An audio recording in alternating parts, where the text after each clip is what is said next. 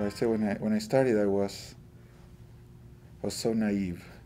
I thought, oh, it just sounds so easy, really, because the material is so simple. When I learned the basic things that I teach, it was. I think I was naive and arrogant, but not because I thought I knew it all, but this is all stuff I learned. I don't take much credit for the material that we have.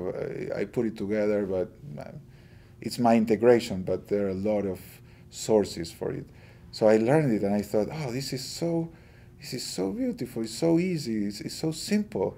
Uh, and I was right in two of the three. It's beautiful and it's simple, but it's not easy.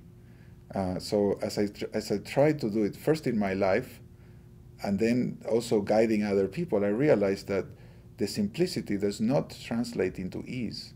In fact, it's devilishly difficult, but it drives you crazy because it's so simple. You say, I ought to do it. It's like, I don't know, keep your mouth shut. I mean, if you're listening, don't interrupt the other person.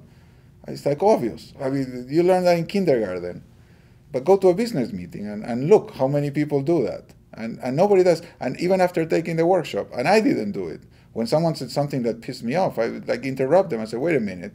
And then after I interrupt, they say, oh, I made a promise to myself that I would not interrupt the person, but I just did it. And then the next time I was going to interrupt, I thought, oh no, I made a promise. And then after thinking I made a promise, I said, the hell with the promise. I don't give a damn. I'm going to interrupt them anyway. So I just didn't want to use the tools. I guess that was my biggest learning, that it's not, the difficulty is not learning the material. The difficulty is that you don't want to use it. When you really need it, you don't, it's like when you really need to diet, when you're in that restaurant and there's the chocolate cake coming, that's the time, the hell with the diet. I don't want to diet. I'm going to make a little break in my diet, and of course it all goes to hell.